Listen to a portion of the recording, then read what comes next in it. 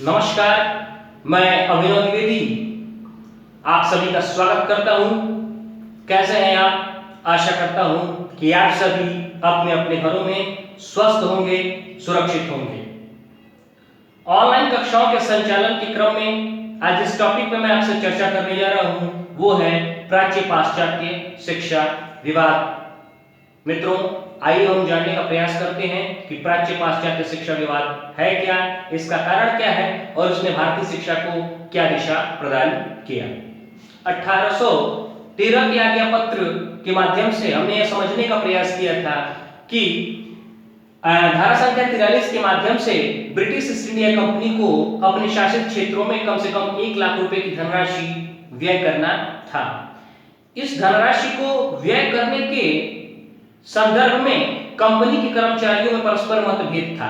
Company के कुछ कर्मचारी यह चाहते थे कि इस 1 लाख रुपए की धनराशि का व्यय भारतीय भाषाओं के माध्यम से भारतीय साहित्य, भारतीय संस्कृति, भारतीय ज्ञान, भारतीय दर्शन और धर्म में इसका व्यय होना चाहिए।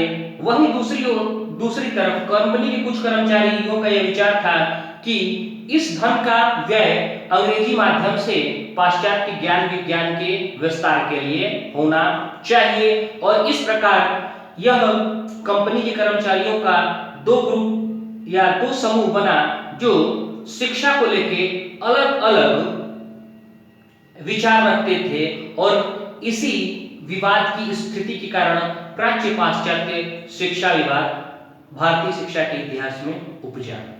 आइए हम देखते हैं कि प्राच्यवादी दल के अंतर्गत कौन कौन लोग आते हैं और उनका अपनी शिक्षा के लिए तर्क क्या है, और पाश्चात्यवादी दल के अंतर्गत कौन कौन लोग आते हैं और उनका पाश्चात्यवादी शिक्षा के लिए अपना तर्क क्या है।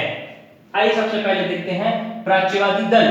प्राच्यवादी दल के अंतर्गत मूलतः कंपनी के पुराने और अनुभवी कर्मचारी आते हैं जो कूटनीतिज्ञ हैं। इसके अंतर्गत वारेन हेस्टिंग्स जिन्होंने कलकत्ता मदरसा की स्थापना की, जोनाथन डंकन जिन्होंने बनारस संस्कृत कॉलेज की स्थापना की, जैसे कूटनीतिज्ञों का नाम शामिल है। इनका मत क्या है इसको देखते हैं कि भारतीयों को अनेक वर्गों और समूहों में विभाजित करके ही उनके ऊपर शासन किया जा सकता है।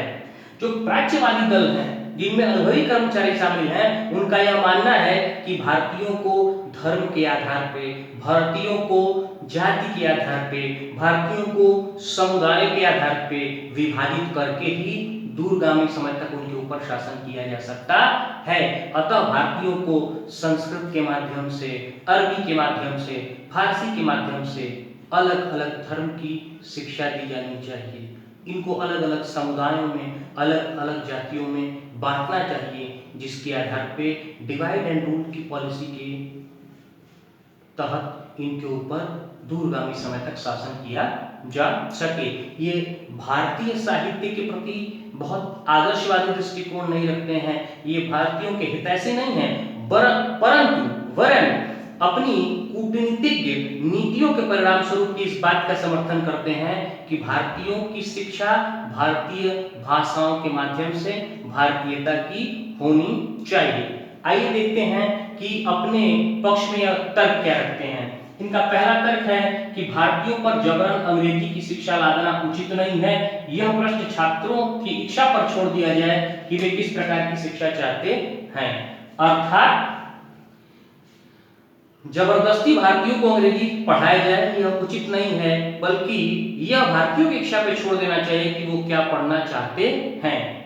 अर्थात ये जो प्राच्यवादी दल है वो भारतीयों को यह सहूलियत प्रदान करने की वकालत करते हैं कि वो किस प्रकार की शिक्षा लेना चाहते हैं। जो दूसरा तर्क है उनका वो है कि भारतीय भाषाओं के शिक्षक कम वेतन पर भारत में उपलब्ध हैं, अंग्रेजी माध्यम से पढ़ाने के लिए शिक्षकों को ब्रिटेन से बुलाना होगा जो अपव्ययी होगा। इनका दूसरा तर्क है कि ब्रिटिश ईस्ट इंडिया कंपनी जो व्यापारिक कंपनी है हमेशा लाभ के दृष्टिकोण से काम करेगी, अतः यदि भारतीयों को भारतीय भाषाओं के माध्यम से भारतीयता की शिक्षा दी जाएगी तो इसके लिए अध्यापक भारत में ही उपलब्ध होंगे और कम वेतन पर उपलब्ध होंगे, जिसका परिणाम ये होगा कि कम खर्चे पे भारतीयों को भारतीयता की शिक्षा दी जा सकती है। शिक्षा भी दे लेंगे और वेतन भी कम देना पड़ेगा, उस पर व्यय भी कम होगा। ये क्या है? अल्प व्यय की प्रणाली है। जबकि यदि अंग्रेजी के माध्यम से हम भारतीयों को शिक्षित करने का प्रयास करेंगे तो इसके लिए हमको विदेशों से शिक्षक बुलाना पड़ेगा, जिसके लिए उन्हें ऊंचा वेतन देना पड़ेगा। अतः यह प्रणाली व्ययशील हो जाएगी। इसलिए अगर हम चाहते हैं कि कंपनी कम खर्चे पर भारतीयों की शिक्षा की व्यवस्था करे तो हमको प्राच्यवादी शिक्षा ही भारतीयों को देनी चाहिए। इनका जो तीसरा तर्क है वो है कि भारतीयों की संस्कृति, धर्म एवं दर्शन प्राच्य साहित्य में ही केंद्रित है, अतः भारतीयों को प्राच्य भाषाओं के माध्यम से ज्ञान कराना आवश्यक है। इनका कहना है कि भारतीयों की संस्कृति, उनके धर्म, उनके दर्शन, उनके ज्ञान में सन्निहित है, इसलिए भारतीय भाषाओं के माध्यम से उन्हें अपनी संस्कृति, अपने ज्ञान, अपने धर्म और अपने दर्शन की ही शिक्षा दी जानी चाहिए। इनका चौथा मत क्या है? चौथा तर्क क्या है कि भारतीय कभी भी अंग्रेजी के विद्वान नहीं बन सकते हैं। जो प्राच्यवादी दल के समर्थक हैं वो इस बात का समर्थन करते हैं कि कभी भी भारतीयों को पढ़ा के अंग्रेजी का विद्वान नहीं बनाया जा सकता है। अतः इनका तर्क है कि भारतीयों को भारतीय भाषाओं के माध्यम से भारतीयता की शिक्षा दी जानी चाहिए। निष्कर्षतः हम कह सकते हैं कि भारतीयों को पाश्चात्य भाषाओं के माध्यम से पाश्चात्य ज्ञान देने से उनका मानसिक विकास अवरुद्ध होगा, अतः उन्हें प्राच्य भाषाओं के माध्यम से प्राच्य संस्कृति, साहित्य, कला एवं दर्शन की शिक्षा दी जानी चाहिए। जैसा कि मैंने अभी बताया कि अंत में ये निष्कर्ष देते हैं कि यदि जबरन भारतीयों को पाश्चात्य ज्ञान विज्ञान देने का प्रयास किया जाएगा तो उनके मानसिक विकास की जगह उनका मानसिक विकास अवरुद्ध हो जाएगा। अतः यदि हम चाहते हैं कि भारतीयों का मानसिक विकास हो तो उन्हें अपनी भाषा से अपने साहित्य, अपने दर्शन, अपने ज्ञान, अपने धर्म की शिक्षा दिया जाना ही अनुकूल होगा। आइए अब दूसरी ओर देखते हैं कि पाश्चात्यवादी दल क्या कहते हैं, इसके अंतर्गत कौन लोग आते हैं, इनका मत क्या है और इनका अपना तर्क क्या है। पाश्चात्यवादी दल के अंतर्गत आते हैं कंपनी के नए कर्मचारी, ईसाई पादरी व राजा राम मोहन राय जैसे भारतीय। पाश्चात्यवादी दल जो इस बात का समर्थन करते हैं कि भारतीयों को अंग्रेजी के माध्यम से पाश्चात्य ज्ञान विज्ञान दिया जाना चाहिए। इसके अंतर्गत कंपनी के नए कर्मचारी आते हैं। नए कर्मचारियों से अर्थ है कि कंपनी में जो नए नए अधिकारी नियुक्त हैं उनका मानना है कि भारतीयों को अंग्रेजी के माध्यम से शिक्षा दी जानी चाहिए। क्यों? ताकि अंग्रेजी की शिक्षा देने से, अंग्रेजी संस्कृति का अनुकरण कराने से, यूरोपीय संस्कृति का अनुकरण कराने से जो भारतीय होंगे वो शरीर से भारतीय होंगे परंतु मस्तिष्क से अंग्रेज होंगे। और इसका दूरगामी प्रभाव ये होगा कि ये लंबे समय तक अंग्रेजी शासन में अपने आप को रख सकेंगे, अर्थात भारतीयों पर लंबे समय तक शासन किया जा सकता है। इसके अंतर्गत जो दूसरे लोग हैं वो ईसाई मिशनरियां हैं, जिनका अपना स्वार्थ है कि वो अंग्रेजी के माध्यम से ईसाई धर्म का प्रचार प्रसार कर सकें। और जो तीसरे प्रकार के लोग इसके अंतर्गत आते हैं वो राजा राममोहन राय जैसे भारतीय आते हैं, जिनका मानना है कि यदि भारत का आधुनिकीकरण करना है, भारत को यदि विश्व के साथ अपडेट करना है तो हमें यूरोपीय ज्ञान विज्ञान की जानकारी लेनी ही पड़ेगी।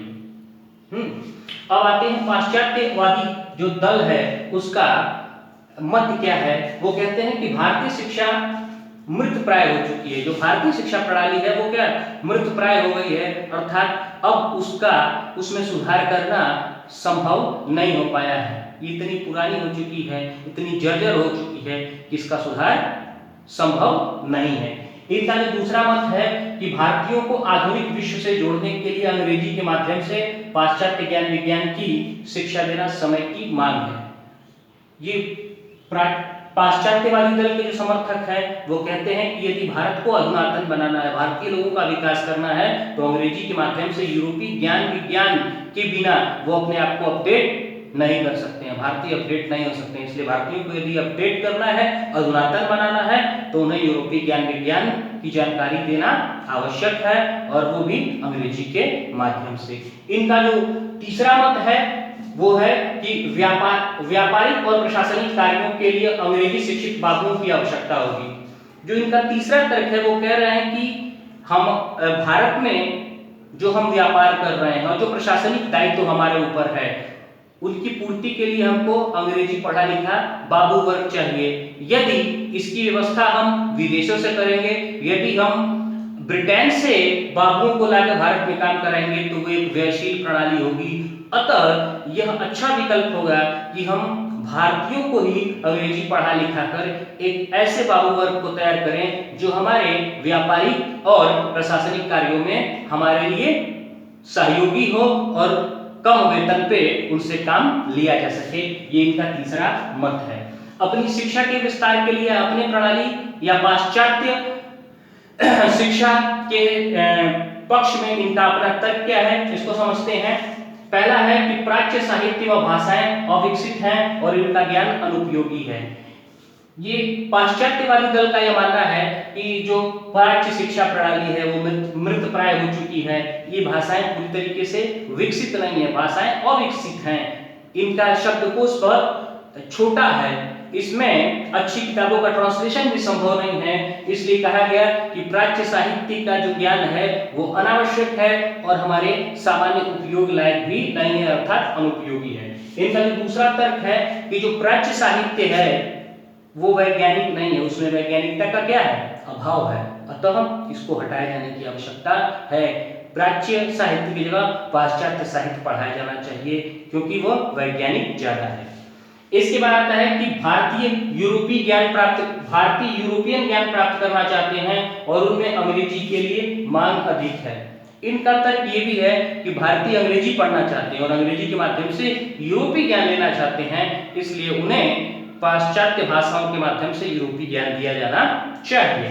इनका जो चौथा तर्क है कि अंग्रेजी भाषा के माध्यम से भारतीयों को पाश्चात्य ज्ञान विज्ञान से अवगत कराकर उनका मानसिक विकास किया जा सकता है। जो पाश्चात्यवादी दल के समर्थक हैं वो कहते हैं कि अंग्रेजी के माध्यम से पाश्चात्य ज्ञान विज्ञान देने से क्या होगा, भारतीयों का जो ज्ञान भंडार है वो बढ़ेगा।